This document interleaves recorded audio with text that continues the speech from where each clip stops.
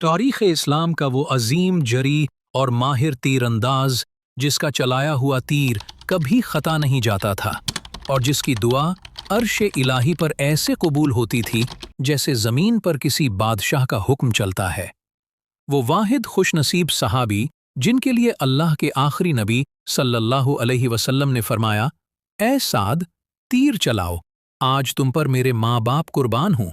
ये वो एजाज़ है जो कायनात में किसी और को नहीं मिला, जिन्होंने दुनिया की सुपर पावर ईरान फारिस को घुटनों पर ला खड़ा किया, कसरिया का महल फतह किया और मुसलमानों के लिए मदाइन के दरवाजे खोल दिए।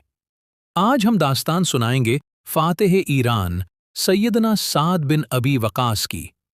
आपकी पैदाइश 20 नबवी से तकरीबन 19 साल पहले मक्का मुकर्रमा की पथरीली वादी में हुई। आपके वालिद का नाम मालिक था जो अबी वकास की कुन्नियत से मशहूर थे और वालिदा का नाम हुम्ना बिन्त सुफियान था। आपका ताल्लुक कुरैश के इंतहाई मुअज़्ज़ज़ कबीले बनु ज़ुहरा से था। ये कुरैश की वो शाख है जो अपनी शराफत और बहादुरी में पूरे अरब में मशहूर थी और इसे ख़ास मकाम हासिल था। ये वही कबीला है जिससे नबी करीम सल्लल्लाहु अलैहि वसल्लम की वालिदा माजिदा हज़रत आमिना रज़ी अल्लाहु अन्हा का ताल्लुक था। उसी रिश्ते की बिना पर साद रज़ी अल्लाहु अन्हु नबी करीम सल्लल्लाहु अलैहि वसल्लम के मामू लगते थे। नबी करीम सल्लल्लाहु अलैहि वसल्लम अक्सर फ़ख्र से सहाबा के मजमा में फरमाया करते थे, ये साद मेरे मामू हैं। कोई है जो अपना मामू ऐसा दिखाए? ये मोहब्बत का वो अंदाज था जो बहुत कम लोगों को नसीब हुआ। हज़रत साद रज़ी अल्लाहु अन्हु का बचपन मक्का की सख्त और पथरीली वादियों में गुजरा। मुअर्रिखीन लिखते हैं कि आपका कद दरमियाना, सर बड़ा, जिस्म गट्ठा हुआ और उंगलियां मोटी और मजबूत थीं। जवानी में आपका पसंदीदा मशगला तीर अंदाजी था। आप सिर्फ तीर चलाते नहीं थे बल्कि बेहतरीन तीर और कमान बनाने के माहिर कारीगर भी थे और इस फन में अपना सानी नहीं रखते थे। आपका निशाना ऐसा पक्का था कि मक्का के नौजवान आपकी महारत की कसम खाते थे। आप घोड़े की पीठ पर बैठकर भी इतना ही दुरुस्त निशाना लगाते जितना जमीन पर खड़े होकर। जाहिलियत के दौर में भी आपकी तबीयत संजीदा थी। आप फजूल कामों, शराबनोशी और बुत परस्ती से बेजार रहते थे और किसी सच्चे दीन की तलाश में रहते थे। जब मक्का में तौहीद का सूरज तुलू होने वाला था, साद रज़ी अल्लाहु अन्हु ने एक अजीब ख्वाब देखा। उन्होंने देखा कि वो घप अंधेरों में डूब रहे हैं और निकलने का कोई रास्ता नहीं मिल रहा। अचानक एक चांद निकला जिसकी रोशनी में उन्हें रास्ता नजर आया। उन्होंने देखा कि ज़ैद बिन हारिसा, अली और अबू बकर रदी अल्लाहु अन्हुम इस चांद की तरफ पहले ही पहुंच चुके हैं। अगले दिन जब आपकी आंख खुली तो आपकी मुलाकात हज़रत अबू बकर सिद्दीक़ रज़ी अल्लाहु अन्हु से हुई। अबू बकर रज़ी अल्लाहु अन्हु ने उन्हें बताया कि मोहम्मद सल्लल्लाहु अलैहि वसल्लम अल्लाह के रसूल बनाकर भेजे गए हैं। साद रज़ी अल्लाहु अन्हु फौरन समझ गए कि ख्वाब में वो चांद नबी सल्लल्लाहु अलैहि वसल्लम की ज़ात ही थी।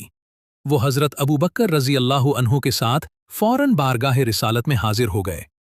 आपने नबी करीम सल्लल्लाहु अलैहि वसल्लम का चेहरा अनवर देखते ही एक लम्हे की ताख़ीर किए बगैर कलमा पढ़ा और इस्लाम कबूल कर लिया। ये आपकी खुशनसीबी थी। उस वक्त आपकी उम्र सिर्फ 17 या 19 साल थी। आप इस्लाम लाने वाले तीसरे या चौथे शख्स थे, यानी अल-साबिकून अल-अव्वलून में शामिल हो गए।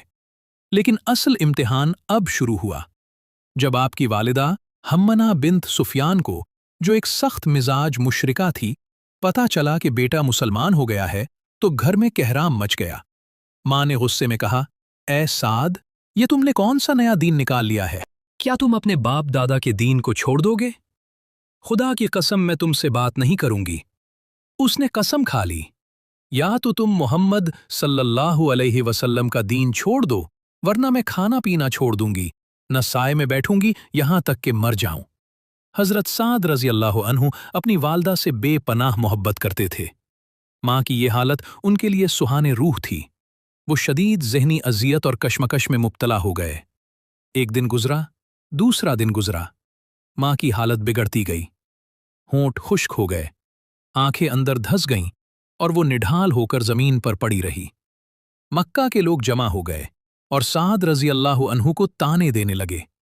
देखो, یہ کیسا بیٹا ہے جو اپنی ماں کا قاتل بن رہا ہے؟ کیا تمہارا نیا دین یہی سکھاتا ہے؟ آخرکار جب برداشت نہ ہوا تو حضرت سعد رضی اللہ عنہ ماں کے پاس گئے اور پانی پیش کرنے کی کوشش کی۔ ماں نے منہ موڑ لیا اور بات کرنے سے انکار کر دیا۔ اس نازک لمحے میں توحید کی محبت خون کے رشتوں پر غالب آ گئی۔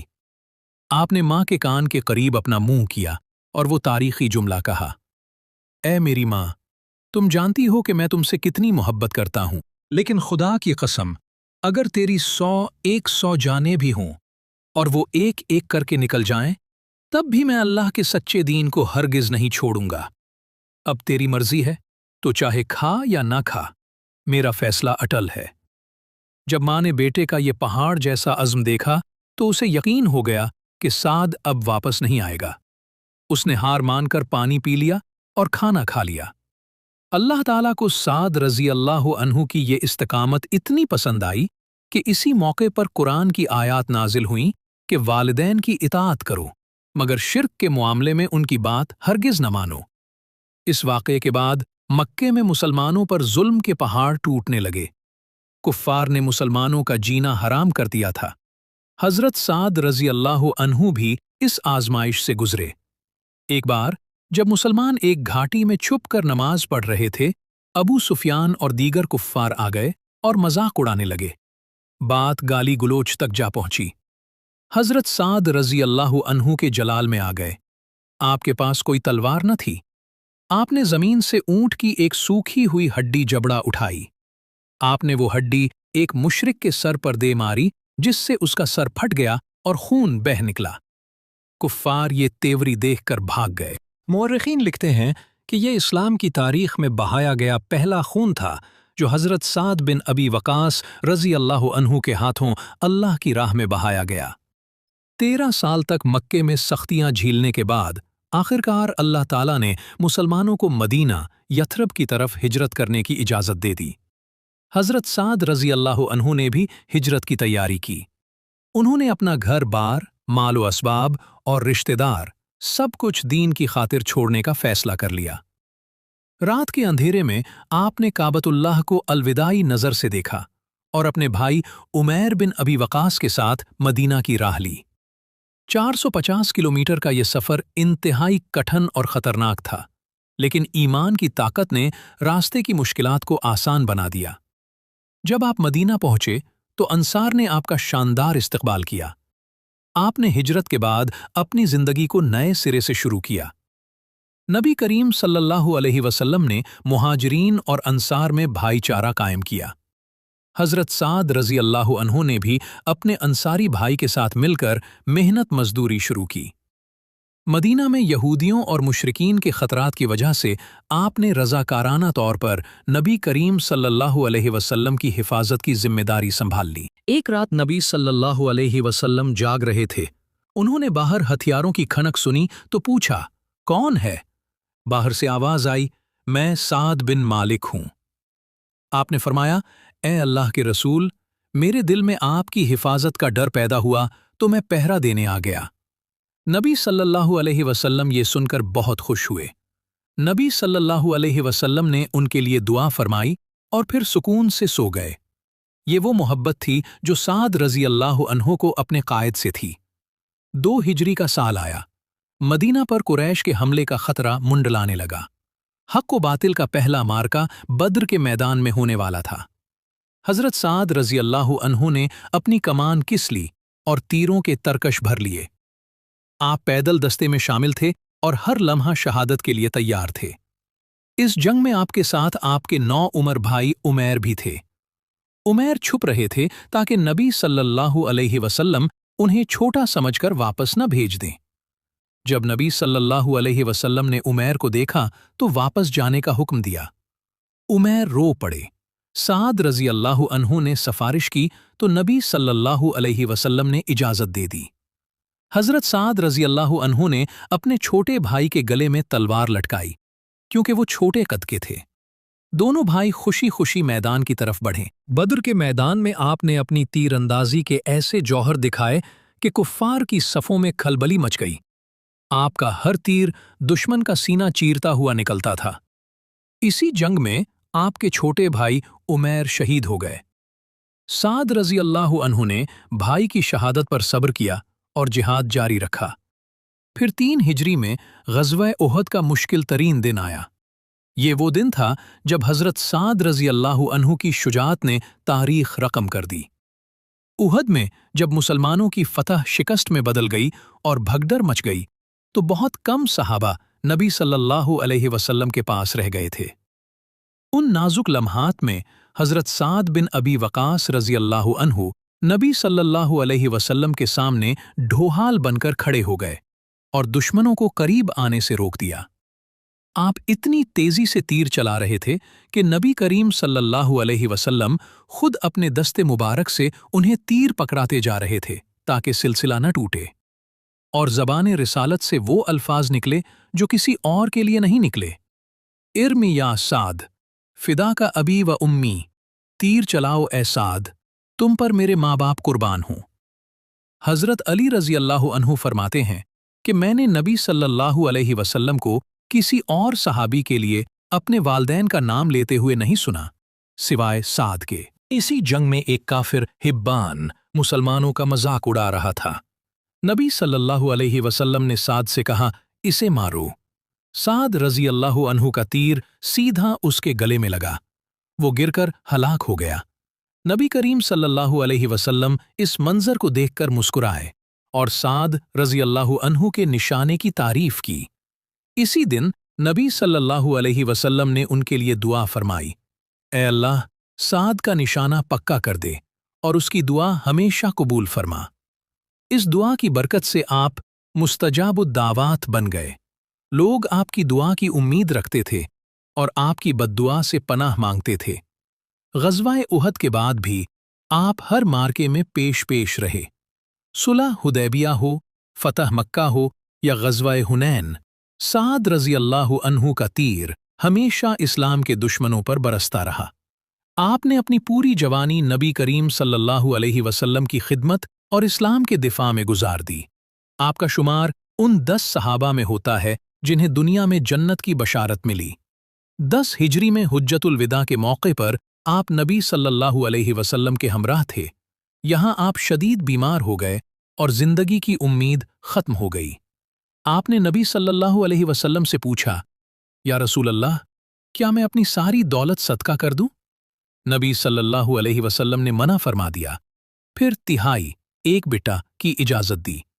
नबी सल्लल्लाहु अलैहि वसल्लम ने उनकी पेशानी पर हाथ रखा और 3 बार फरमाया, ए अल्लाह, साद को शिफा दे, और फरमाया कि अभी अल्लाह तुमसे बहुत काम लेगा। नबी सल्लल्लाहु अलैहि वसल्लम ने पेशीन गोई की कि तुम जिंदा रहोगे और तुम्हारे जरिए एक कौम मुसलमानों को फायदा और दूसरी कौम मुशरिकीन को नुकसान पहुंचेगा। फिर 11 हिजरी में वो गमनाक दिन आया जब महबूब खुदा सल्लल्लाहु अलैहि वसल्लम का विसाल हो गया। हज़रत साद रज़ी अल्लाहु अन्हु समेत तमाम सहाबा पर गम का पहाड़ टूट पड़ा। आपने खलीफा अव्वल हज़रत अबू बकर सिद्दीक़ रज़ी अल्लाहु अन्हु के हाथ पर बैत की और फितना इर्तिदाद की जंगों में इस्लामी रियासत का भरपूर दिफा किया। हज़रत उमर फ़ारूक रज़ी अल्लाहु अन्हु का दौर खिलाफत आया तो ईरान की सुपर पावर ने मुसलमानों के लिए खतरात खड़े कर दिए। सरहदों पर हमले रोज़ का मामूल बन गए। हज़रत उमर रज़ी अल्लाहु अन्हु ने फैसला किया कि ईरान पर एक हतमी और फैसला कुन हमला किया जाए। उन्होंने सहाबा से मशवरा किया कि सिपह सालार कौन हो। हज़रत उमर रज़ी अल्लाहु अन्हु खुद जाना चाहते थे, लेकिन हज़रत अली रज़ी अल्लाहु अन्हु और दीगर अकाबरीन ने मशवरा दिया कि अमीरुल मोमिनीन का मदीना में रहना ज़्यादा ज़रूरी है। तब अब्दुर्रहमान बिन औफ रज़ी अल्लाहु अन्हु ने खड़े होकर तारीख़ी जुमला कहा, ए अमीरुल मोमिनीन, मैंने उसे पा लिया है, वो शेर है पंजों वाला, साद बिन अबी वक़ास रज़ी अल्लाहु अन्हु। सब सहाबा ने इस नाम पर इत्तिफ़ाक़ किया। साद रज़ी अल्लाहु अन्हु शेर की तरह बहादुर भी थे और लोमड़ी की तरह जंगी चालों के माहिर भी। हज़रत उमर रज़ी अल्लाहु अन्हु ने साद रज़ी अल्लाहु अन्हु को कमान सौंपी और नसीहत की, ए साद, नबी का मामू होना तुम्हें अल्लाह की पकड़ से नहीं बचा सकता, लिहाजा तक़वा इख्तियार करना। 30,000 मुजाहिदीन का अजीम लश्कर, जिसमें 99 बदरी सहाबा भी शामिल थे, مدینہ سے تکبیر کے نعروں کے ساتھ عراق کی طرف روانہ ہوا۔ راستے میں مختلف مقامات پر پڑاؤ ڈالتے ہوئے اور مزید عرب قبائل کو اپنے ساتھ ملاتے ہوئے یہ لشکر اسلام کی تاریخ کا سب سے منظم دستہ بن گیا۔ حضرت سعد رضی اللہ عنہ ہر سپاہی کی تیاری کا خود جائزہ لیتے۔ آپ جانتے تھے کہ مقابلہ دنیا کی سب سے بڑی اور منظم فوج سے ہے۔ بالآخر اسلامی لشکر قادسیہ کے میدان میں پہنچا، جو عراق کا دروازہ تھا۔ یہاں تاریخ کا فیصلہ کن معرکہ ہونے والا تھا۔ دوسری طرف سے ایرانی سپہ سالار رستم 1.5 لاکھ کی فوج لے کر آیا۔ ان کے پاس 33 دیو ہیکل جنگی ہاتھی بھی تھے، جو چلتے پھرتے قلعے لگتے تھے۔ عین جنگ سے پہلے حضرت سعد رضی اللہ عنہ کو ارق النساء کا شدید درد لاحق ہو گیا اور جسم پر پھوڑے نکل آئے۔ وہ گھوڑے پر بیٹھنے سے قاصر ہو گئے۔ مجبوری کی حالت میں آپ نے میدان کے کنارے ایک پرانے قلعے کی چھت پر تکیہ لگا کر الٹا لیٹ کر جنگ کی کمان سنبھالی۔ جسمانی تکلیف کے باوجود آپ کا دماغ بیدار تھا۔ آپ اوپر سے جنگ کا نقشہ دیکھتے اور پرچیوں پر ہدایات لکھ کر نیچے نائب کمانڈر کو بھیجتے۔ جنگ کے پہلے دن یوم ارماس ایرانیوں نے ہاتھیوں کا حملہ کیا۔ عرب گھوڑے ان جانوروں کو دیکھ کر بدک گئے اور مسلمانوں کی صفیں بکھرنے لگیں۔ حضرت سعد رضی اللہ عنہ نے قلعے سے حکم دیا کہ ہاتھیوں پر نہیں، ان کے اوپر بیٹھے مہاوتوں سواروں کو نشانہ بناؤ۔